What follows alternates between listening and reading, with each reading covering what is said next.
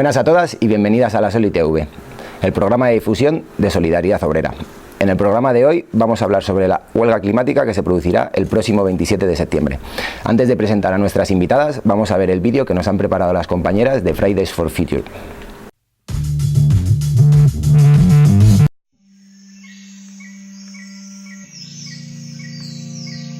Fires tearing through Siberia have experts worried about the potential long-term impacts on the planet. The fires have spanned millions of acres and are creating a potential threat to the climate everywhere. More fires are now burning in Angola and the Democratic Republic of Congo than the Amazon. The Amazon rainforest still ablaze with fires, over 80,000 fires this year.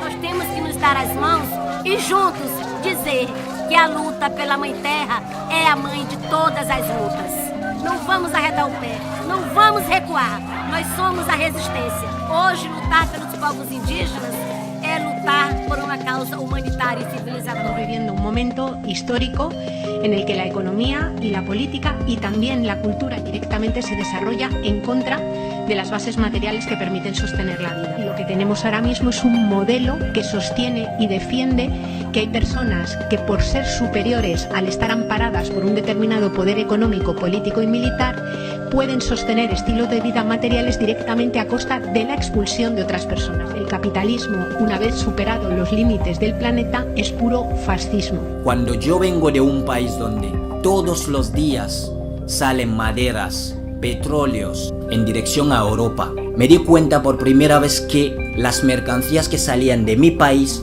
eran incluso mucho más importantes que yo como persona. Y luego me hablan de la Declaración Universal de los Derechos Humanos. We in the rich world owe a debt that we will never repay.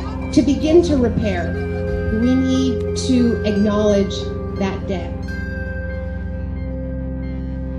El próximo 27 de septiembre nos encontramos ante una convocatoria internacional de movilización por la emergencia climática. Os invito el día 27 de septiembre a la gran manifestación que se ha convocado. Muchísimo lo que se juega tiene que ver con el futuro, tiene que ver con la supervivencia, tiene que ver con las desigualdades. É desafio para todos, para todas nós, mas a gente precisa enfrentar. Por tanto, necesitamos llenar las calles. Para fazer esse manifesto contra esse avanço das mudanças climáticas no mundo. Para hacer un mundo y un planeta para las generaciones futuras. Animo a todo el mundo a unirnos, a acercarnos, a proteger la madre naturaleza. Muchísimas gracias por aportar tu acción para que este mundo sea la casa de todos.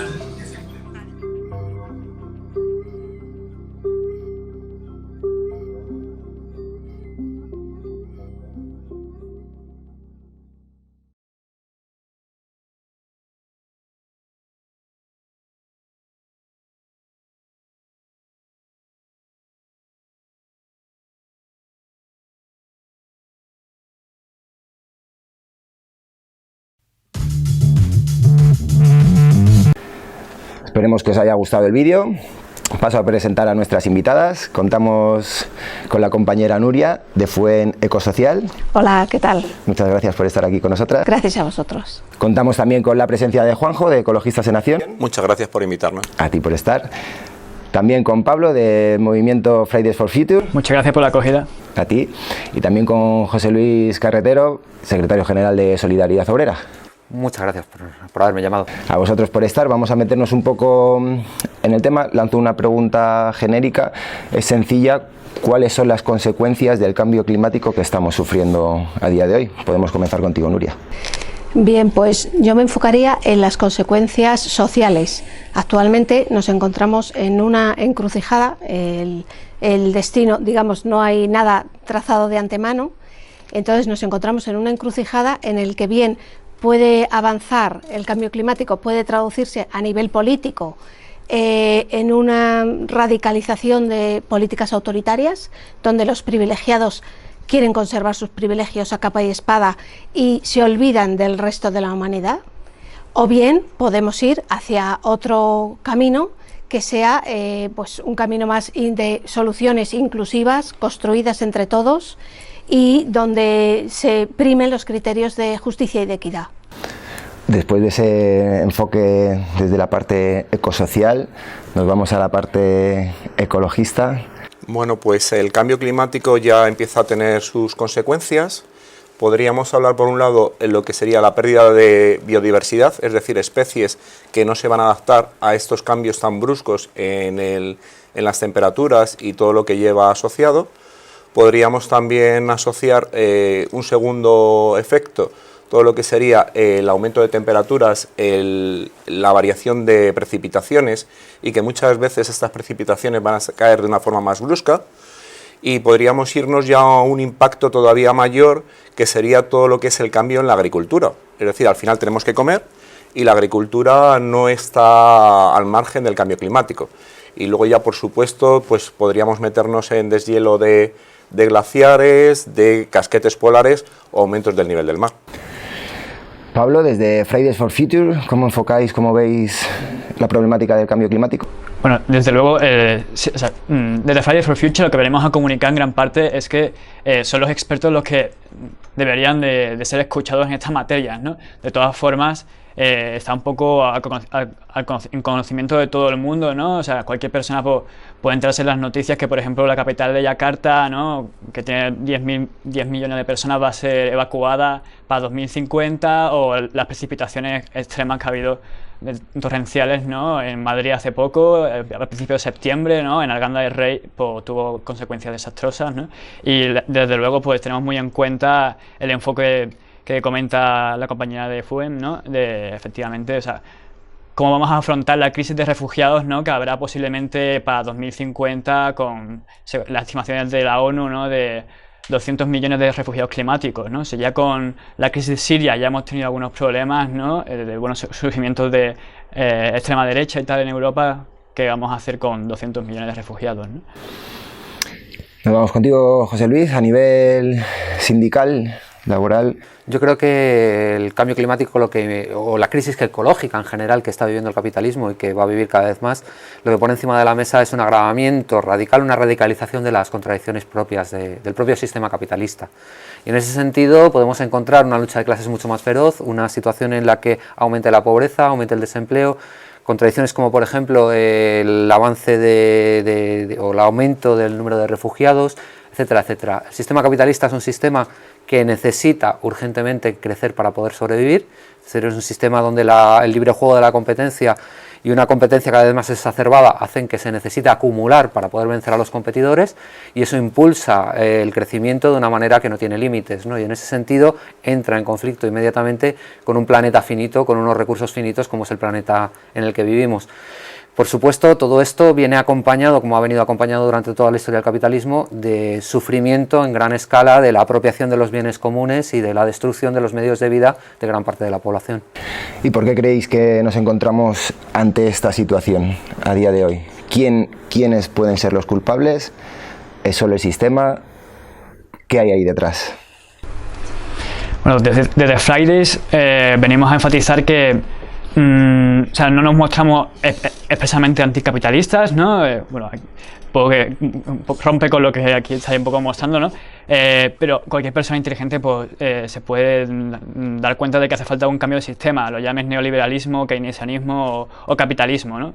Hay que poner en el centro de la vida, ¿no?, y buscar horizontes que sean sostenibles, o sea, puedan facilitar una vida compatible con el medio ambiente, ¿no? Yo creo que habría que empezar a plantearnos que las élites globales, esas élites que manejan miles de millones a través del globo con un solo clic sobre un ordenador, son realmente las culpables de que todo esto ocurra, ¿no? Y de que al fin y al cabo debíamos empezar incluso a identificarlas y saber cuáles son esos grandes fondos de inversión que están invirtiendo en grandes obras destructivas del medio ambiente, que están invirtiendo en la generación de industrias que entran en conflicto directo con el medio ambiente, y que además generan ese tipo de situaciones, ¿no? Esa crisis ecológica que no tiene final, ¿no? Y en ese sentido yo creo que sí, que deberíamos empezar a plantearnos quiénes son esos culpables, ¿no? Empezar a verlo y empezar a sacar incluso los nombres, ¿no?, y poder decirlo. Sí, porque lo que se ve a nivel social es que esos mismos culpables son los que hacen campañas para lavar su imagen a través de donaciones a diferentes organizaciones y demás, cuando dentro del problema son parte de esa raíz tanto las industrias de la ropa como otro tipo de industrias que ni cuidan el medio ambiente y solo van a los beneficios económicos. Así es. Bueno, está claro que la crisis climática está provocada por el uso de los combustibles fósiles desde hace ya 2 siglos. A finales del siglo XIX ya se conocía que esta crisis, que se iba a producir un calentamiento del planeta y sin embargo todas las empresas e industrias siguieron adelante.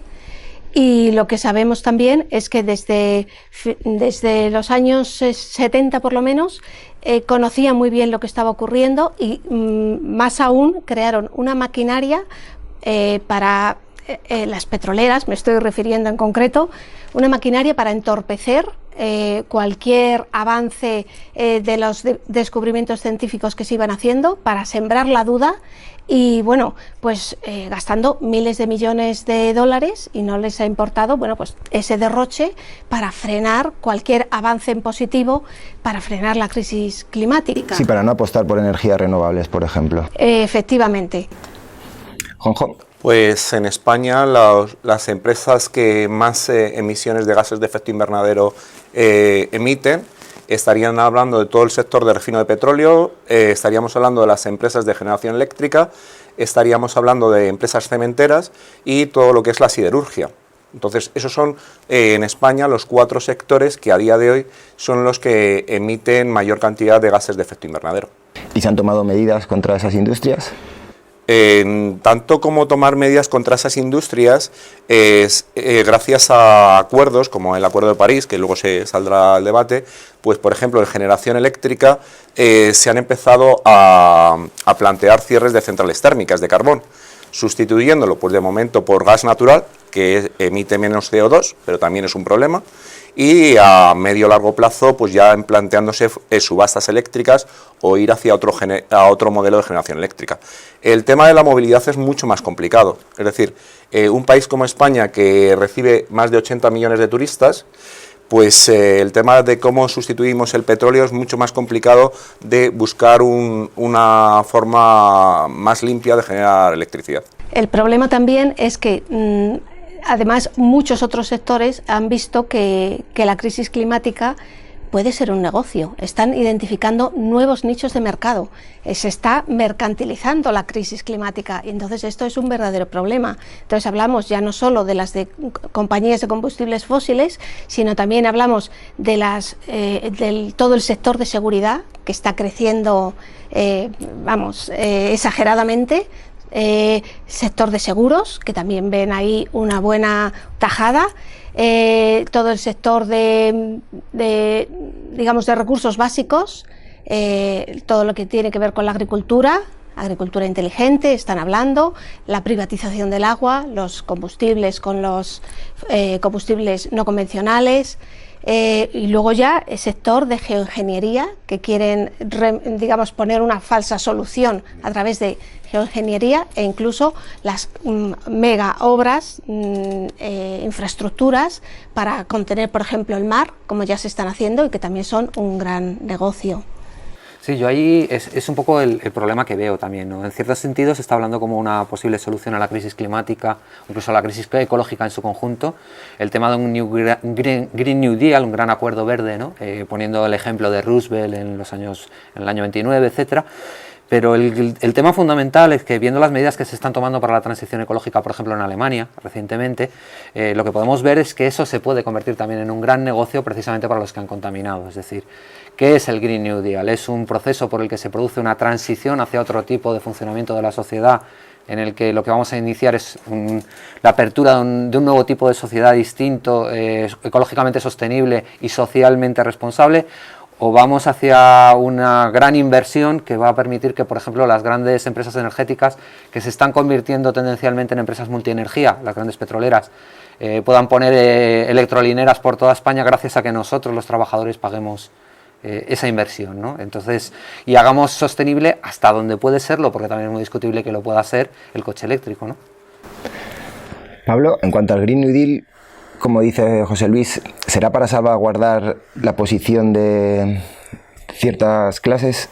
Bueno, desde luego, desde Fridays for Future no venimos a proponer exactamente medidas, ¿no? O sea, tampoco a posicionarnos claramente sobre las distintas alternativas que hay, ¿no? O sea, de momento, principalmente, nuestro objetivo es que se escuche la voz de los expertos, ¿no?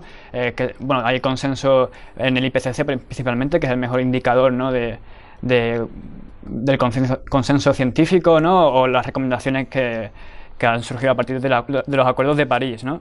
Desde luego, o sea, de todas formas sí que nos posicionamos en contra de cualquier retórica de sostenibilidad medioambiental, o sea, de desarrollo sostenible, ¿no? Lo que se le llama, ¿no? Que bueno, es una retórica que viene desde hace muchos años, ¿no? Desde los años 70 y 80 y no ha frenado todo este cambio, ¿no? Y tampoco, bueno, Green New Deal pues también posiblemente tenía gran potencial de derivar simplemente en un greenwashing, digamos, del sistema, ¿no?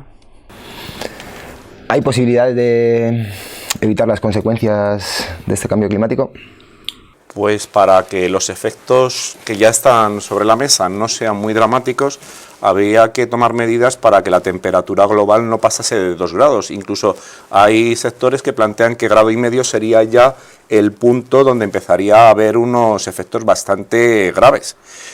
Claro, eso dicho así suena muy bien, pero claro, cuando luego bajamos al terreno, pues a veces nos encontramos, por un lado, estas grandes empresas que le estás tocando su nicho de mercado. Ahí tenemos la declaración del presidente de Repsol, diciendo que la transición energética va demasiado alegre, demasiado rápido, o nos podemos encontrar con sectores de trabajadores donde luego vamos a afectar su puesto de trabajo. Es decir, en España la industria del automóvil es un porcentaje del Producto Interior Bruto muy importante, el turismo es muy importante y lógicamente en un marco de transición energética hacia otro modelo para estar dentro de esos niveles de 1,5 grados, 2 grados, pues el turismo tal y como está planteado, con viajes en avión de 80 millones de turistas o la industria del automóvil, pues no tiene lugar. Lo que estamos viendo es que o hay un cambio de sistema o pocas salidas hay, José Luis. Realmente yo creo que no puede haber simplemente una transición energética, que es un poco lo que están vendiendo también, sino que lo que tiene que cambiar es el conjunto del sistema. Se tiene que ir hacia otro tipo de sociedad organizada de una manera distinta, ¿no? En ese sentido, con mercados más locales, con una dinámica más basada en lo local a la hora de la producción, más basada también en una forma de funcionamiento o en una estructura que elimine esa competencia entre los capitales por la vía de la generación de una fuerte componente autogestionaria cooperativa dentro de las estructuras de producción, etcétera, etcétera, ¿no? Y en ese sentido yo creo que es un cambio hacia un socialismo de nuevo tipo, un socialismo libertario de nuevo tipo, ¿no? En el que podamos apostar pues porque las poblaciones locales puedan de verdad decidir qué es lo que hacen y los trabajadores en su puesto de trabajo puedan decidir de verdad qué es lo que producen, para qué lo producen y cómo lo producen, ¿no? Y en ese sentido se pueda decidir ahí abajo, donde se están haciendo las cosas, qué cosas hacemos y cuáles no tenemos que hacer. Y se pueda decidir de una manera informada también, de una manera en que los grandes capitales, pues como decía Pablo, no nos oculten los datos, no nos oculten qué es lo que tenemos que saber, ¿no? No sé si conocéis o si existe algún ejemplo de alguna sociedad, algún país que esté tomando medidas al respecto para frenar esta emergencia climática. Si esas medidas son contundentes, porque vemos que a nivel europeo van todos por los mismos tiros. Como decía él, vamos a electrificar los coches, que no es una solución porque el parque automovilístico va a seguir hasta arriba. No sé si tenéis conocimiento de que haya habido avances en otros países. Bueno, yo lo que querría destacar, antes de entrar de hecho a tu pregunta, sí es que sí que podemos hacer mucho a nivel de gente de la calle, de gente de a pie, a través construyendo un movimiento de justicia climática como el del compañero, y también muy importante es tejer redes dentro de las comunidades. Y de esto sí hay ejemplos. Por ejemplo, en nuestro país, en Córdoba, están ya haciendo el proyecto Barrios por el Clima. Entonces, también desde los estudios académicos se ha visto que esos lazos, mayor cohesión dentro de las comunidades, es, digamos, una garantía para salir relativamente airoso de los desastres, como el de la crisis climática que vamos a vivir. Entonces, construir esos lazos desde ya es importantísimo para hacer frente. Y luego ya un poco más tocando tu pregunta, yo de países no te podría hablar, pero yo creo que sí que está claro que junto a esos lazos comunitarios sí que va a hacer falta bueno, pues alguna organización estatal para, digamos, coordinar un poco toda la transición, que va a ser un proceso muy complejo.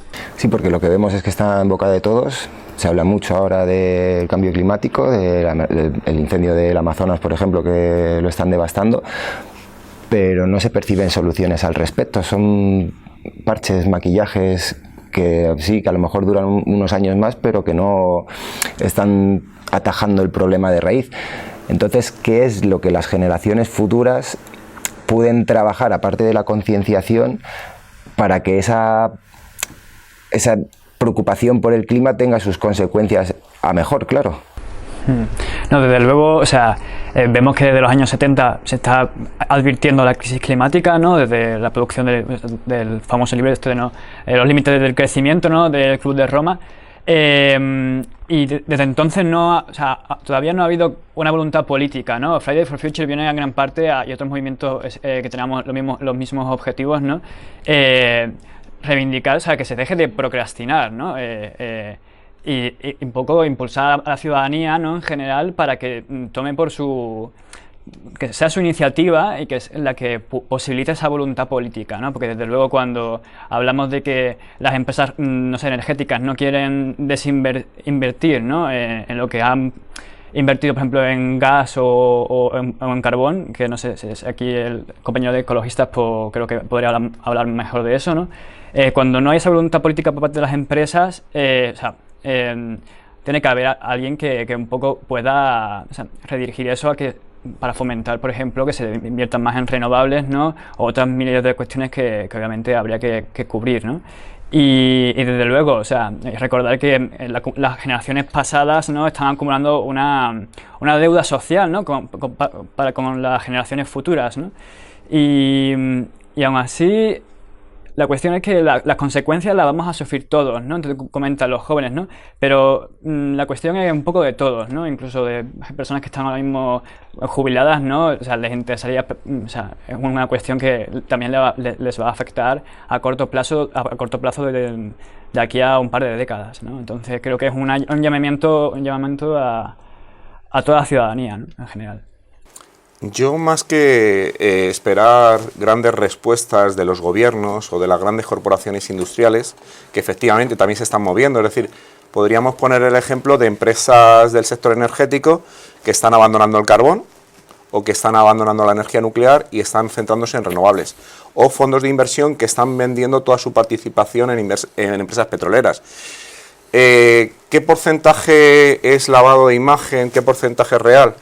Pues podría haber una parte real de apostar por un nuevo nicho de mercado, como decía Nuria, podría haber una parte de imagen, pero yo creo que esas soluciones, al final, el que tiene que tomar la iniciativa es la ciudadanía. Entonces, yo lo plantearía en tema positivo, qué cosas se están haciendo por parte de la ciudadanía. En Alemania apareció en la década de los 80, después del accidente nuclear de Chernóbil, una cooperativa de energía que se llamaba EWS, que son más de 100.000 socios que producen buena parte de su energía de manera renovable. En España, aunque más tardíamente, pues ha aparecido Son Energía o Oyener, otras cooperativas. Es decir, empiezan ya a haber movimientos ciudadanos que, aparte de denunciar lo que se hace mal, plantean en positivo hacia dónde tenemos que ir. ¿Que son pequeñas gotas de agua? Bueno, pues es el empuje. Por supuesto, debería irse más allá, también exigir a los gobiernos o a las grandes corporaciones industriales. Pues sí, también. O sea que hay que tomar un mensaje positivo. ¿Qué podemos hacer la ciudadanía? Optar por cooperativas de electricidad renovable, consumir menos carne, viajar menos en coche privado, viajar menos en avión, irnos a productos de kilómetro cero o más cercanos, comprar cosas de temporada, es decir, a todos nos gusta comer cerezas en invierno o comprar flores el día de los enamorados, aunque vengan en avión desde Colombia. Ese tipo de cosas, o desde la ciudadanía nos planteamos que ese no es el modelo a seguir, o estamos vendidos. Sí, coincido bastante con lo que está diciendo Juanjo. Y bueno, está claro que este modelo que nos ha dado una serie de privilegios a unos territorios del mundo no es sostenible ya más. Y hasta ahora ha sido sostenible gracias a esa parte del hemisferio que se ha explotado. Efectivamente, gracias a otros territorios donde, bueno, tanto el trabajo humano como los recursos pues han llegado, ¿no? O se les lleva la basura directamente en contenedores. Efectivamente, también. Entonces, bueno, esto ya no es sostenible. Tenemos que tener claro que tenemos que ir a un sistema mucho más sencillo, con mucha menos complejidad. Bueno, no aferrarnos a esos privilegios que hemos tenido hasta ahora, pero que no son extensibles a toda la humanidad. Sí, yo creo que desde el punto de vista incluso específicamente sindical podemos hacer muchas cosas, ¿no? En ese sentido, deberíamos empezar a plantearnos los sindicatos o los trabajadores y las trabajadoras que existe algo más allá de ese sindicalismo oficial que ha planteado tantas veces eso de intercambiar productividad por salarios. Es decir, nosotros vamos a ser más productivos, se nos van a aumentar los salarios continuamente, generando una sociedad de consumo o intentando generar una sociedad de consumo que sostenga el capitalismo, ¿no? En ese sentido, el sindicalismo a lo mejor tiene que plantearse, o los trabajadores tenemos que poner encima de la mesa el tema de las condiciones de trabajo en un sentido general, el tema, por ejemplo, de la jornada de trabajo. ¿Por qué podemos disminuir la jornada de trabajo sosteniendo el nivel de vida de las clases trabajadoras y de las clases populares? El tema de los cuidados, ¿no? ¿Por qué no podemos traspasar o superar el concepto de la conciliación de la vida laboral y familiar, generando mecanismos de cuidados colectivos que puedan ser aceptables para todos los ciudadanos, ¿no? Y el tema incluso que al fin y al cabo la defensa de los bienes comunes, ¿no? Nosotros lo hemos planteado muchas veces desde el punto de vista de la remunicipalización de los servicios públicos, etcétera.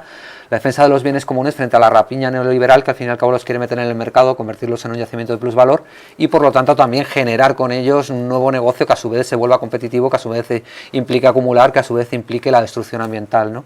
La defensa de los bienes comunes, la defensa de que todos tengamos lo básico para vivir y que sea accesible para todos y para todas, es la defensa al fin y al cabo también del medio ambiente, porque es lo que va a favorecer que todos seamos conscientes de que al fin y al cabo cuando peleamos por la abundancia, porque todos al fin y al cabo queremos la abundancia en nuestras vidas, la abundancia no solo se mide en las cantidades de cachivaches que hay detrás de los escaparates, sino que se puede medir en otra serie de conceptos mucho más interesantes como pueden ser la afectividad, los cuidados, la cultura, etcétera, una riqueza mucho más real, mucho más humana que la riqueza que nos ofrece el capitalismo, que es una riqueza destructiva al fin y al cabo. Sí, porque de hecho la huelga por el clima del 27 de septiembre es una huelga de cuidados, de consumo, pero no es una huelga como conocemos a nivel laboral. Entonces supongo que será igual para seguir concienciando más a la gente. El caso es ¿qué pasos a seguir después de ese 27 de septiembre? Esperar que el 27 de septiembre salga muy bien, que pueda haber una gran movilización, que la gente salga a las calles y que eso no se muera ahí. Es decir, que a partir de entonces, primero, todos dejemos de lado nuestro sectarismo, nuestra voluntad de ser distintas tribus urbanas, nuestra voluntad de tener la razón por encima de los demás y podamos empezar a construir conjuntamente ese proceso de transición y de salida del capitalismo y de construcción de una sociedad más ecológica, pero también más social, ¿no?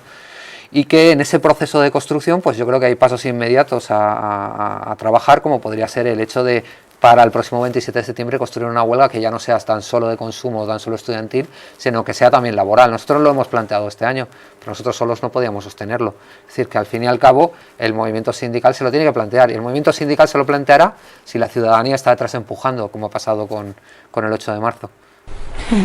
Desde luego, y o sea, el paso como más, digamos, posterior, inminentemente después del 27, es el 7 de octubre. O sea, seguimos planificando movilizaciones y acciones para que este debate, ¿no?, salga a la mesa en todas las mesas, ¿no?, en todas las mesas de todas las familias o las personas que componen nuestra sociedad. Y porque principalmente es el objetivo que de momento nos estamos marcando Friday for Future, porque dije, la lucha está tan reciente, o sea que nos queda tanto camino por recorrer que todavía estamos hace poco se ha declarado la emergencia climática en el Parlamento, ¿no?, el pasado martes creo que fue, y todavía estamos en eso, en actos simbólicos, ¿no?, porque no hay todavía una concienciación, o sea, Sí, porque esa declaración de emergencia climática, ¿qué consecuencias trae? No, de momento cuando se forme gobierno se tiene que aprobar, ¿no?, por el Ejecutivo, ¿no?, o él por el Ejecutivo podrá pasar perfectamente de eso, ¿no? Y de momento no ha quedado más que en un acto simbólico, ¿no?, que como mínimo debería en el futuro rellenarse de contenido, ¿no?, pero actualmente está vacía, ¿no? Es función del Ejecutivo, aunque se disuelvan las Cortes, ¿no?, eso ha sido aprobado por el órgano legislativo, eso queda, ¿no?, pero es el Ejecutivo en gran parte el que va a tomar las decisiones, ¿no? Entonces, en gran parte la lucha sigue, ¿no?, en este sentido en las calles, ¿no?, o sea, un poco visibilizando la problemática, que el mayor número de personas en España, y en general, ¿no?, tomen conciencia de esto, ¿no? Y desde luego, o sea, volviendo a lo de antes, ¿no?, de si eso es una lucha de varios frentes, ¿no? No solamente la ciudadanía tiene que tomar la iniciativa a nivel local, que la verdad que me parece, a título individual, me parece algo fundamentalísimo, ¿no?, y también el consumo individual, ¿no? Pero también hay que intentar aprovechar, ¿no?, porque tenemos, no sé, una década, ¿no?, hasta el 2030, ¿no?, que hay que empezar ya a reducir, ¿no? El 2050 está, según el IPCC, pues recomendando que se reduzca un 45% las emisiones de CO2, ¿no?, que es una cuestión, pues, o sea, sin precedentes, ¿no?, un reto sin precedentes, y tiene que se tiene que tomar también, aprovechar, ¿no?, digamos, ¿Sois optimistas en ese sentido? Porque yo desde que era pequeño, que estaba el agujero de la capa de ozono y se sabían de dónde venía toda esta contaminación, pues tampoco es que hayamos mejorado mucho. No, desde luego no. ¿Crees que ahora, con esa concienciación, presionando a la ciudadanía, se tendrán que conseguir esos cambios? Lo que digo es eso, ¿no?, que para conseguir esos retos hace falta la maquinaria del Estado, o sea, hace falta la estructura del Estado y su capacidad organizativa, ¿no? O sea, inevitable, ¿no? O sea, no podremos afrontar estos retos sin ese potencial, ¿no? Hay que usar las herramientas que tenemos, ¿no? Y empezando por eso, que se comunique el cambio climático, ¿no?, que todavía es que ni siquiera se comunica. La declaración de la emergencia climática salió solamente en prensa y muy poco en otros medios. No sé si en el telediario alguien lo escuchó, pero... Claro, lo que pasa es que estamos viendo la sociedad que los propios culpables de esta situación, que son en parte los estados que permiten a estas empresas, estas multinacionales, contaminar lo que les dé la gana, son los que ahora, en teoría, tienen que solucionar la papeleta. Yo desconfío. Yo creo que este 27 de septiembre pues tiene que ser un aldabonazo donde ya no sean colectivos más o menos sensibilizados con el tema, sino que la sociedad, y por ejemplo es una buena iniciativa que los jóvenes hayan tomado la palabra, porque claro, dentro de 20 años ya empezará a haber unos efectos bastante graves del cambio climático, y bueno, los que tenemos una edad pues podemos decir, bueno, dentro de 20 años pues ya estoy jubilado o a saber cómo estaré, pero la gente joven es su futuro y se les está robando su futuro. Entonces, este 27 tiene que ser el aldabonazo para varias cosas. Una, para que todas las iniciativas que están yendo en la dirección correcta, en la solución, pues se les sume más gente. Y dos, para exigir tanto a las empresas como a todo lo que serían los estados, pues empezar a tomar medidas serias y no solamente cosméticas. Es decir, hay determinadas medidas cosméticas que se pueden tomar, pero tomar medidas que de calado, como planteaba aquí el compañero, estructurales. Es decir, hay que cambiar el sector de turismo, hay que cambiar la agricultura, hay que cambiar la industria, y eso va a tener consecuencias, va a tener coste, hay que explicarlo a la sociedad, y eso es muy complejo. Retomando un poco con lo que decías, que desconfiabas, pues la verdad es que tienes razones como para desconfiar, porque de lo que estamos viendo, como las élites, en primer lugar, no han hecho nada, incluso han agravado el problema, y en segundo lugar, cómo ya se ven algunos signos de que están buscando soluciones para autoprotegerse, dejando al resto que se las componga como pueda. Entonces ya estamos viendo cómo están comprando terrenos y búnkeres en el medio oeste americano, en Nueva Zelanda, están comprando mucho terreno para protegerse allí, o bien piensan en subir sus mentes a superordenadores, o bien incluso viajar a otros planetas, y hablan en serio, ¿eh?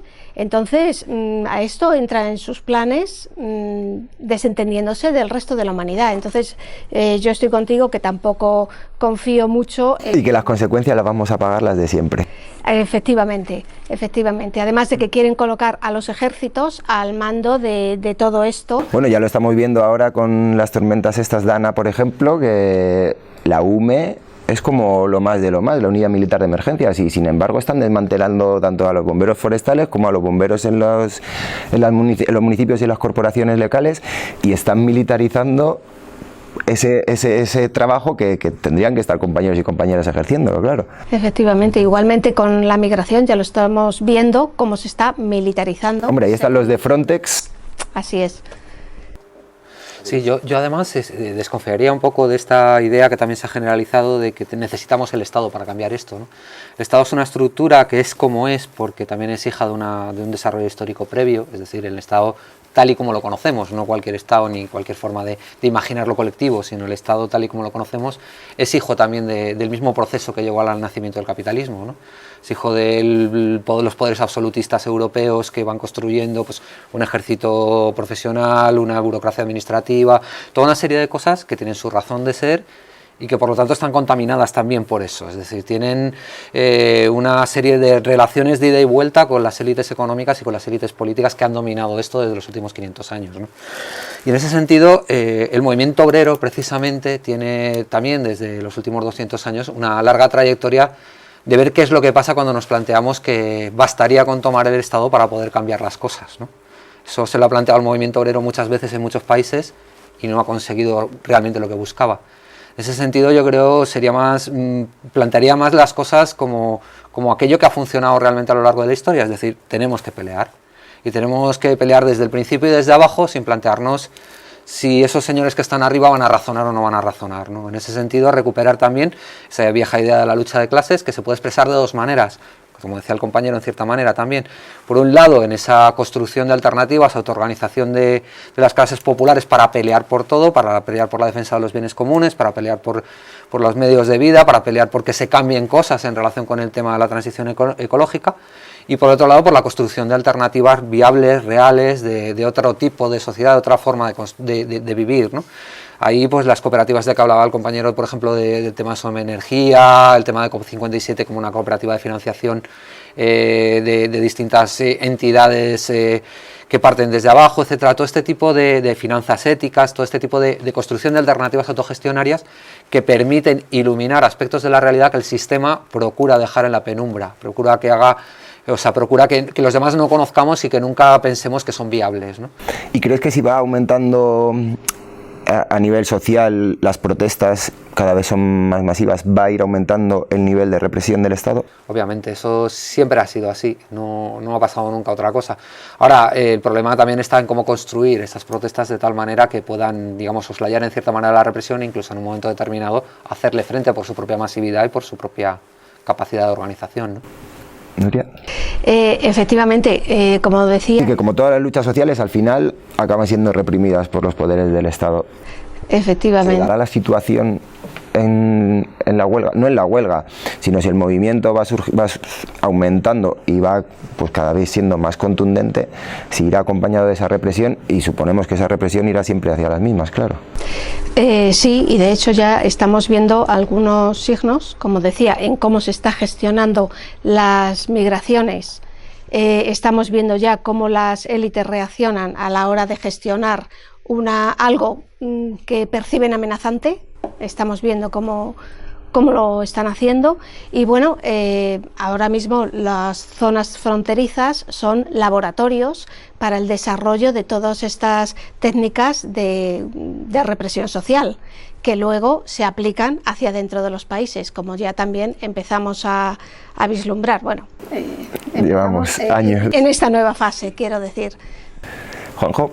El tema de cuando la sociedad ha reclamado sus derechos y cómo lo han entendido las élites financieras o las élites políticas, pues en España tenemos bastantes ejemplos de gente que ha peleado contra embalses en sus pueblos o contra minas de carbón a cielo abierto. Por ejemplo, la situación de Asencrobas, me parece que se llamaba, de A Coruña, donde estaba la central de Meirama, de gente que se movilizó y cómo fue reprimida.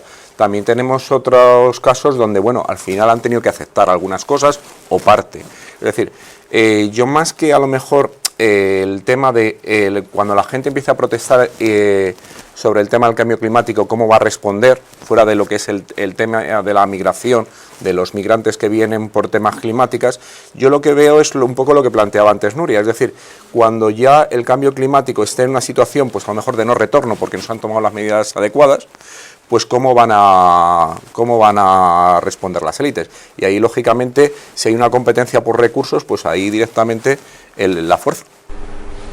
No, yo desde luego coincido que, o sea, la ciudadanía tiene que ser, o sea, la que tenemos la iniciativa de todas estas cuestiones, ¿no? Mis dudas, o sea, y esto en gran parte a título individual, ¿no? O sea, me parece difícil, ¿no?, concebir que podemos en una década, 2 décadas, lo que tenemos hasta 2050, hasta que, bueno, vengan masivamente todos estos refugiados, ¿no?, prepararnos de forma descentralizada y, digamos, por iniciativas populares, ¿no?, una sociedad, preparar esa sociedad para afrontar esos cambios, ¿no?, sin la ayuda del Estado, ¿no?, porque, comento, ¿no?, o sea, vivimos, o sea, en una sociedad en la que culturalmente se ha estructurado, ¿no?, la motivación de cada uno, sus proyecciones de vida, o sea, algo en general, ¿no? O sea, hemos sido criados, ¿no?, en una sociedad de consumo donde muchas personas no se preocupan por estas cuestiones, ¿no? E incluso cuando surge la amenaza de un enemigo externo, ¿no?, que podría ser por los refugiados, ¿no?, aunque la visión me parece un poco absurdo considerar los enemigos, ¿no?, me parece un poco una caricatura, ¿no? O sea, vemos que realmente, bueno, pues surgen movimientos o partidos de extrema derecha, ¿no? O sea, que en gran parte toda esta cuestión de la legitimidad, lo que tiene más legitimidad, ¿no?, es la legitimidad nacional, ¿no?, o sea, de las personas que nacen aquí y tal, frente a los de afuera, ¿no? Eso sigue estando arraigado en nuestra cultura, ¿no? Entonces, o sea, y después la cuestión también de personas que no están acostumbradas, digamos, a tomar sacrificios a la hora de su consumo diario, ¿no? Entonces, esperamos, o sea, los cambios culturales son muy progresivos, ¿no? Vemos con la cuestión feminista, ¿no? O sea, el movimiento feminista ha sido, la libertad sexuales y demás, ha sido un proceso muy lento, ¿no? O sea, tenemos tanto tiempo como para, no sé, permitirnos ese cambio cultural, o deberíamos también contar con el Estado para que agilice esa concienciación, ¿no? ¿Y si los Estados dan la espalda? Claro, hace falta un movimiento ciudadano que monitoree, aunque sea una mínima parte de la población, ya quizás esto no sé si es ingenuo o no es ingenuo, pero que monitoree ese desarrollo del Estado, ¿no? Bueno, yo realmente, nosotros tratamos de monitorear como sindicatos el funcionamiento de la patronal y de los grandes propietarios de los medios de producción del sistema capitalista, y eso no implica, o sea, eso implica muchas cosas, muchas contradicciones, tarde o temprano, para el mismo movimiento que pretende monitorearlos, ¿no? Y en ese sentido, el monitorear el Estado genera también ese mismo tipo de contradicciones. En todo caso, yo lo que sí pienso es que, al fin y al cabo, obviamente nosotros no estamos hablando de un proceso lento de siglos de generación de una alternativa cultural, propiamente cultural, sino también de una alternativa organizativa, una alternativa estructural, de una alternativa que se pueda hacer una alternativa además en términos de incluso de parar la represión, es decir, una alternativa seria en ese sentido. Y eso es verdad que en estos momentos parece imposible, pero ese tipo de procesos se han producido a veces de manera muy rápida, es decir, se han producido a veces cuando la gente toma conciencia, eso es como unas fichas de dominó que caen de golpe, ¿no? Se han producido de maneras muy rápidas. Y al fin y al cabo hay que plantearse que, como decía en su momento Félix Carrasquer, que era un militante libertario de los años 30, ¿no?, que estuvo en España durante la Guerra Civil, contribuyó a fundar la Escuela de Militantes de Monzón, donde enseñaban a los hijos de los militantes de la CNT durante la Guerra Civil, etcétera, y luego estuvo en Europa en el momento más oscuro, ¿no?, en el momento en que Franco había ganado en España, en el momento en que Hitler había ocupado toda Europa, etcétera. Y Félix Carrasquer decía, sin embargo, tenemos que apostar por un optimismo intransigente. Ese optimismo intransigente es lo único que nos puede dar en un momento dado la posibilidad de abrir el futuro y hacer con él algo más racional que lo que está pasando, ¿no? No, desde luego. Hace falta coraje también y sobre todo, o sea, ojalá, ¿no? Ojalá podamos, no sé, llegar... O sea, Friday for Future tiene un discurso desde los jóvenes, ¿no? Y que eso quizás pueda ayudar a calar en la sociedad en general, ¿no? y motivar, como está surgiendo a pequeña escala, también que surjan movimientos de, por ejemplo, madres y padres por el clima o profesores por el clima, y activar otros sectores, ¿no?, de la población. Ojalá pudiésemos estar todos a una, ¿no?, y que salgan también propuestas a nivel local y descentralizadas, ¿no?, para no depender tampoco de la iniciativa del Estado, porque claro, obviamente no se sabe. Pues sí, estamos un poquito aquí intentando motivar a todos los que nos están escuchando el qué se puede hacer, cómo nos podemos organizar, qué tenemos que cambiar. Y es un reto, yo creo que de los retos mayores que ha tenido la humanidad en los últimos siglos. Es decir, o tomamos medidas y ya, o en 2 décadas podemos ver ya situaciones muy dramáticas para una parte de la población. Y entonces lo que estábamos comentando, el tema será cómo las élites quieren conservar su poder.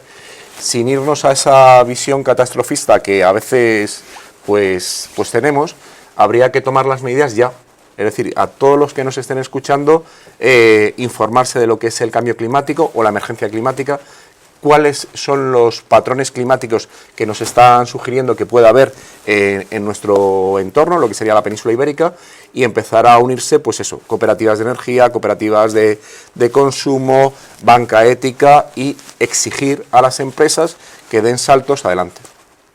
Sí, yo quería añadir que, bueno, a veces puede sonar lo que decimos un poco catastrofista, pueden dar tentaciones de tirar la toalla, pero precisamente ahora es cuando más importante es la acción, el hecho de unirnos para actuar, crear redes entre nosotros, al mismo tiempo que seguimos ejerciendo presión sobre los que hasta ahora tienen el poder para cambiar las cosas. Pues vamos a ir concluyendo, si os parece bien. Estáis a tiempo de aportar lo que se os haya quedado en el tintero. Lo que sí os pediría es que hicieseis un llamamiento para acudir masivamente a la próxima huelga por el clima el día 27 de septiembre. Comentamos contigo, José Luis. Sí, yo creo que la gente tiene que acudir y la gente tiene que salir a la calle. Los trabajadores y las trabajadoras tienen que salir a la calle y hacerse dueñas de su propio destino. Entonces, en ese sentido, ese es el comienzo. El comienzo de decidir en qué planeta van a vivir ellos y en qué planeta van a vivir sus hijos.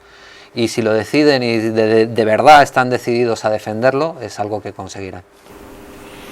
Juanjo. Pues en la misma línea, es decir, el día 27 es un punto de partida para tomar conciencia de lo que se nos puede venir encima si no tomamos medidas ya, y tanto por nosotros como por los hijos como por los nietos.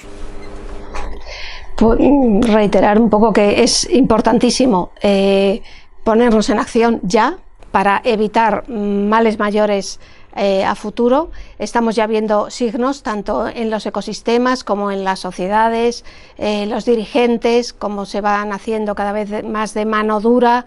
Entonces, como nada está escrito de antemano, ahora es nuestra oportunidad de ponernos en marcha y construir otro futuro. Terminamos contigo, Pablo. Y nada, desde luego, o sea, nos encaminamos a un precipicio, ¿no? 2050 podríamos decidir frenar en el 2050, pero hay que ir desacelerando ya antes, ¿no? Desde luego, ahora. Porque desde luego, o sea, los que vamos a sufrir las consecuencias de no frenar ahora somos las generaciones futuras, ¿no? Una de las principales injusticias que hay en el mundo y la que está más invisibilizada para con las generaciones futuras, ¿no? Y aún así queremos transmitir el mensaje de que, bueno, las consecuencias las vamos a sufrir todos, pensionistas, no pensionistas, jóvenes mayores, ricos y pobres, desde luego. Yo creo que nosotros repetimos siempre: no hay planeta B. Por muy lejos que colonices algún otro planeta o te hagas un búnker a otro planeta, siempre va a ser mucho más inhóspito que la Tierra, que en gran parte nos ha configurado como especie, ¿no? Y donde estamos, desde luego, como deberíamos estar como en casa, ¿no? Y nada, animo a toda la sociedad en general a que bueno, deje de procrastinar, ¿no? Y que vaya al 27 y que siga manteniendo el contacto para que surjan otro tipo de iniciativas para hacer esto mayor y con más eficaz, no sé, con más calado, ¿no? Bueno, pues hasta aquí nuestro programa de hoy. Muchísimas gracias a los cuatro por acudir y exponernos ciertas visiones que quizá la sociedad no conozca. Desde el programa, desde el sindicato, hacemos un llamamiento a que acudas a tu ciudad el próximo 27, a tu encuentro más cercano, ya sea concentración, manifestación, que esto lo tenemos que cambiar entre todas. Salud y nos vemos en las calles.